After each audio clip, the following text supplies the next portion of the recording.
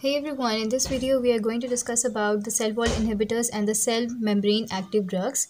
So as I've told you in the previous video as well that we have different drugs. The antimicrobial agents are going to be classified on the basis of what sites they are acting on. Okay, so on this basis we have 5 types. So first type is the cell wall synthesis inhibitors. We have the cell membrane active drugs. It means those drugs which are going to act on the cell membrane.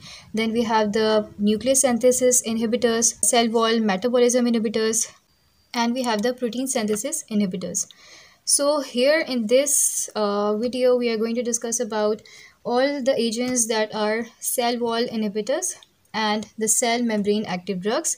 So okay, first of all, you know that what is the structure of the cell wall of a bacteria.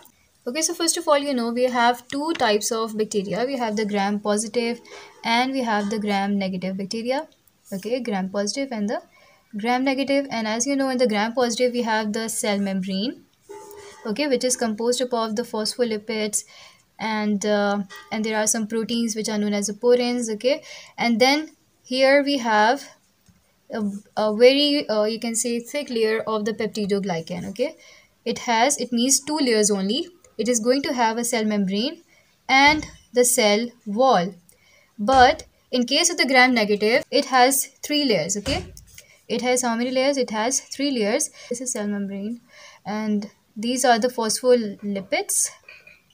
Okay, it has phospholipids here and as well as the porins here, and then it has very thin layer of the cell wall, and then it has again a cell membrane, and that is the outer membrane. Okay, this is inner membrane and that one is outer membrane, and this membrane is it exactly resembles that which is present inside. Okay, but it has one more thing. It has lipopolysaccharide here. So you can remember it that from the positive sign you can say this is positive, for example, and this is negative. So the negative is a bit thin and the positive is very much thick. So it is going to have a thick peptidoglycan, and the negative is going to have very thin layer of the peptidoglycan. And but it is thin, but it has 3 layers, and the positive has 2 layers. Okay, now so that was the difference between the cell membrane of the two bacteria. Now let's discuss the cell membrane. Make a zoom of it. So let us take a section of this. Okay, so I'm going to make it a big so that it is easier for you to look at and in order to understand. Okay, so this is the cytoplasmic membrane. Okay, it is cytoplasmic membrane, or you can call it a inner membrane. So this layer is called the peptidoglycan, which is produced by the embedded penicillin binding proteins here. Okay, here are the proteins, penicillin binding proteins. Okay, and these are the different shapes. Okay, I'm going to basically make it super easy for you so that it is very much easier for you to remember all these antibiotics. So I really hope that at the end of this video you are going to get all of these drugs on your fingertips. Okay, so where were we? We have drawn this, which is the penicillin binding protein, and this penicillin binding protein, both of them are penicillin binding proteins, and they are going to synthesize and catalyze this process. Okay, they are going to form what? They are basically catalyzing the transpeptidation process of the peptidoglycan. All right, and here in this is the periplasmic space. What is this? This is a periplasmic space, and in this periplasmic space we have some enzymes which are known as what? These are known as a beta lactamases. Okay, these are known as a beta lactamases. Then we have an outer layer, and this outer membrane has some porins. Alright, this outer membrane has some porins that allows the things to pass, that allows the ions to pass through. Okay, and the drugs also pass through these porins. Okay, before going into detail of these inhibitors mechanism of action, we are going to first tell you that what is the classification of all these cell wall inhibitors. So let us see.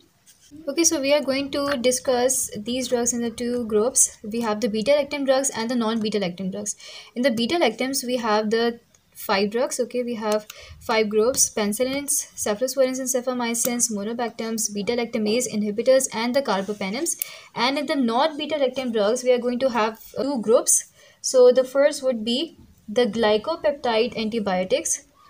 Glycopeptide antibiotics, okay, and in which we are going to study about the vancomycin, teicoplanin, telavancin, dalbavancin and oritavancin.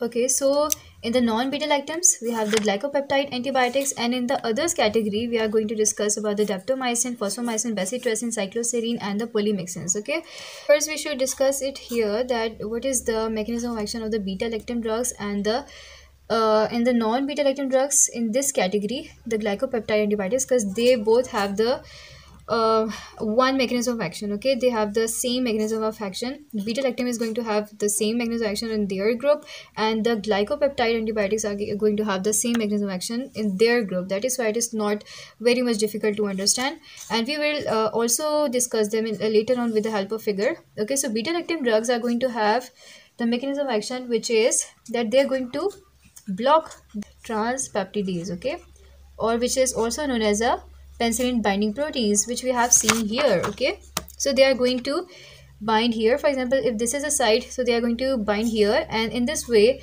this PBP was synthesizing the peptidoglycan. So now if the drug has beta lactam drug has bind to it, so what will happen that it is not allowing the penicillin binding protein to synthesize the peptidoglycan. Let us discuss the mechanism of resistance here as well. That first of all, when the drug has to perform its action, definitely the drug has to enter the cell first. Okay, so it is going to enter this porin. All right.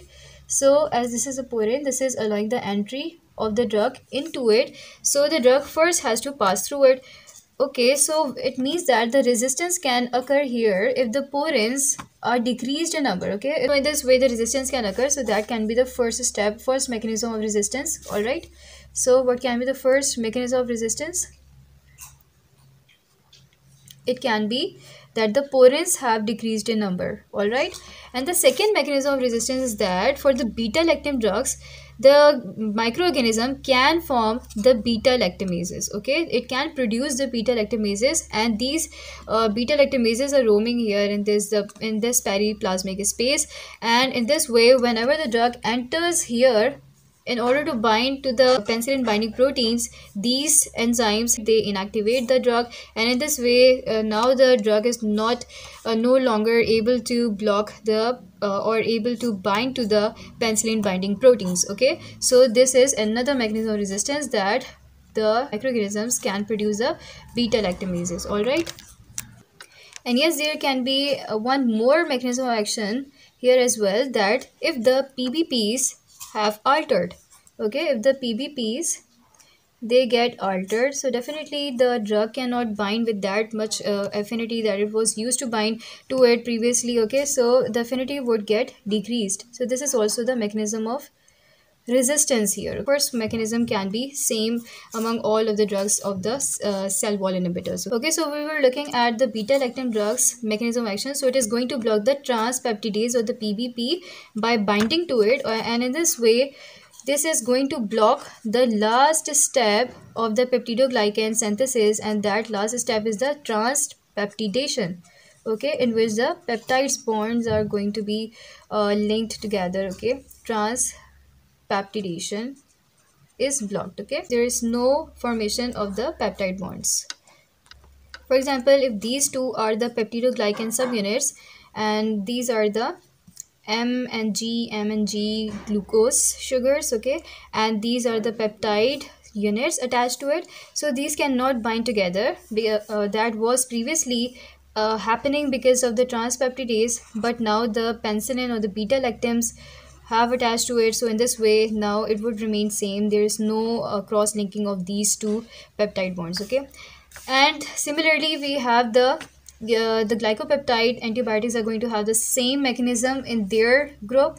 And what is the mechanism of action? So their mechanism of action is that they are going to block, they are going to bind to what? They are going to bind to the d-ALA sequence that is present here at the end. 1 2 1 2. So in this way it is going to bind to the d-ALA. For example, in case of the vancomycin, it gets bind here, here and here, and in this way it won't allow the, it would block the step of the transglycosylation, the second last step. Okay, now we are going to discuss in detail about the mechanism of action of all these drugs with the help of a figure. So first of all, what you should know is that what is the structure of peptidoglycan. So the peptidoglycan is made up of two things. It is made up of the glycan units. It is made up of the glycan units, which is the sugar unit, and it is also made up of the peptido, means peptides, and these peptides are pentapeptides. Okay, these are pentapeptide. It means that it is going to have 5 amino acids present in its structure. So the glycan units are two. It has two glycan units. First one is the N-acetyl glucosamine, okay, and it has the N-acetyl muramic acid. So these are the two glycan units, and it has a pentapeptide chain that is attached to muramic acid. And these are 5 in number, as I've told you. So you're going to say like it's 1 2 3 4 5, and these are first of all can be L-ALA. It is D-glue, second one, and the third is the L-lysine. Then the last two are going to be D-alanine, which are very important. So you should remember these last two sequences. Okay, and now we are going to understand the mechanism of action of all these drugs. And since you have known that what is a peptidoglycan's structure, so let us see the whole diagram. So do you know how the peptidoglycan is synthesized? If you know that, you are going to know how all the drugs are going to perform their action. Okay, so we are going to study here the synthesis of the peptidoglycan. So first of all, in the first step, we have, for example, this is a cell membrane. Okay, we are going to make it a bit thick from here because, okay, I'm going to tell you later on. Then we have cell wall out here. Okay, so this is a cell membrane. So in the first step we have the UDPG. Okay, it means okay, I'm making it a round shape. It is basically that subunit, okay, which I've drawn it here. It is, for example, G here, G glycan unit, and the UDP form of it, which means that it is not completely synthesized and it is in the process of being synthesizing. Okay, so the step would be, second step would be, that is going to form the MUDP in the presence of what? In the presence of mur A. And what is this? What is this mur A? It is basically an enzyme which is known as the enol pyruvate phosphate. Okay, it is going to be the enol pyruvate phosphate, which we write it as mur A, and this is the first enzyme that is going to be blocked by a drug that is a phos. Okay, that is this phosphomycin. Okay, in the others category. Okay, we are going to discuss first these, definitely, because they are going to be the drugs that are going to block the first steps, you can say, of the peptidoglycan synthesis. And then we have the glycopeptide antibiotics that are going to play its role, and then in the last step the beta lactams are going to block the peptidoglycan synthesis. Okay, so the second step would be, okay, then the PEP, they are also getting in to add the phosphates actively into it. Okay, and ADPH as well. And then the second step, this is the first step that is blocked by the phosphomycin. Okay, now we are going to see the other steps. So the L-ALA is going to add in it Now sequentially the three amino acids are going to be added into it. Okay, so for example, if this has formed and this thing is the amino acid, and this has got attached to it, and this is a glycan subunit, then the D glucose is going to be attached. Okay, it's going to be added into it, and then we got 2. Then the L lysine is going to be added into it. In this way we got 3 amino acids. Okay, and now in the last step, what is added here is 2D-ella. Okay, 2D-alanine. As I've told you that 2 alanine are present at the terminal end.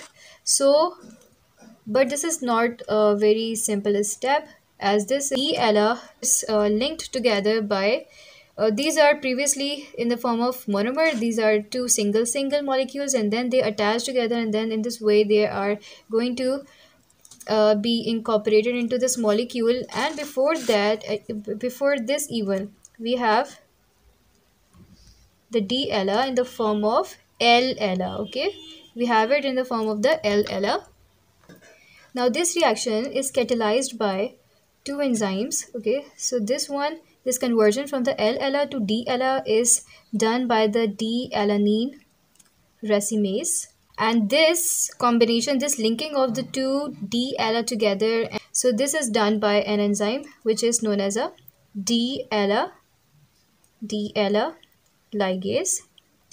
So these two enzymes are working for incorporating these two L's together. Okay, and this step is blocked by, these two enzymes are blocked by another drug which is known as a cycloserine. Okay, this is blocked by the cycloserine, as you can see here. Okay, now what is another step? So the another step is that now the D-ella, for example, they have been added into it, and now we have got a string of the 5 amino acids. Okay, it loses a phosphate that is originally present, okay, in its structure, so it loses that phosphate from here. All right, so when this phosphate is lost, this process is known as a dephosphorylation. Okay, in which it is losing its phosphate group. Okay, and this step is blocked by another drug which is a bacitracin from here. Okay, so the bacitracin is here to block this process. Then, okay, what's going on now? As this peptidoglycan is synthesized, it is going up here into the cell wall, and then this process then it is undergoing a process of transglycosylation. All right, and this transglycosylation is blocked by the vancomycin. Then we have another step, and this step is known as a transpeptidation, and this is going to be the last step in the formation of peptidoglycan, and this is blocked by the beta-lactam drugs. Okay, it is blocked by the beta-lactam drugs. Then we have two other drugs which we haven't discussed yet, and these they too are basically acting on the cell membrane, so that is why we have made it a bit thickened here. So as you know, there are phospholipids here, so the polymyxin binds to these phospholipids, and in this way it disrupts the cell membrane integrity. So the polymyxins are going to bind here, and in this way they are going to disrupt the cell membrane integrity. Okay, then we have the daptomycin. Okay, I'm going to tell you a brief about how the daptomycin works. So for example, this is a cell membrane. Okay, and this is a daptomycin's molecule, and it has a lipid tail with it. Okay, then it basically takes the calcium in order to insert its fatty tail inside this lipid membrane, and then 2 or 3 complex together, and in this way later on they form the pore. So they form pore like structure, and in this way the potassiums are going to move out. There is a potassium efflux. Okay, and this potassium influx is going to arrest the very important or the vital functions that are the DNA synthesis, RNA synthesis, protein synthesis, and in this way definitely all these vital functions are not being performed by the cell. In this way the cell is going to lyse. Okay, so there's a cell death. The daptomycin forms a pore in the cell membrane. Okay, daptomycin is going to function here. So I have told you the mechanism of action of all the drugs here, as you can see from here as well. Let's start from this, from the first steps. Okay, so we have discussed all the drugs that are present in the others category. They are going to block the initial steps of the in the protein, in the peptidoglycan synthesis. So first of all, we have the daptomycin that is acting on the membrane and blocking this and forming a porin. Okay, then we have the the polymyxin that is acting here, and it is binding to the phospholipids which are present in the membrane. Then we have the phosphomycin. Okay, phosphomycin is blocking the very first step of the peptidoglycan synthesis, that is when the GUDP was being converted into the MUDP in the presence of the PEP and the NADPH, right? So it is going to block the enol pyruvate phosphate enzyme, okay, which is a MUD-A. Then okay, then we have discussed that in the sequences we have the three amino acids that are being incorporated into it, so 1, 2 and 3. And when in the last step of this incorporation of the amino acids, so the D ala are going to incorporate here. So these steps were mediated by two enzymes. Okay, so the D ala racemase was converting this L alanine into the D alanine, and these two alanines molecules are going to be formed. They are going to link together by an enzyme which is known as a D ala ligase. Ligase is going to join them together. Okay, and now these two enzymes are blocked by another drug which is known as a cycloserine. So cycloserine is acting here, and then this when this peptidoglycan is has been synthesized, now it is going to lose its phosphate that was initially present. I have missed some of the steps in between, okay, because that wasn't related to it. Okay, so that is why the phosphate is going to be removed from here, and this step is known as a dephosphorylation. And this dephosphorylation is done, it is inhibited by the bacitracin. Okay, so the bacitracin which is here, peptidoglycan is going out. Okay, it is now moving towards the cell wall to be incorporated. So it is going to undergo the transglycosylation, and this transglycosylation is blocked by the vancomycin. I have told you about the mechanism of action of the vancomycin here, that it is going to bind to these two ala, okay, with these two alanine, so it won't allow the cross linking of these peptide bonds together. Okay, so this step is blocked by the vancomycin, and then it is going to undergo the last step, which is the transpeptidation. Okay, so the beta lactam is blocking the step of the transpeptidation here. So that was the mechanism of action of all these drugs, and I hope that it is clear to you, and I hope that it is on your fingertips as well. If you liked my video, do comment in the comment box below. Thank you.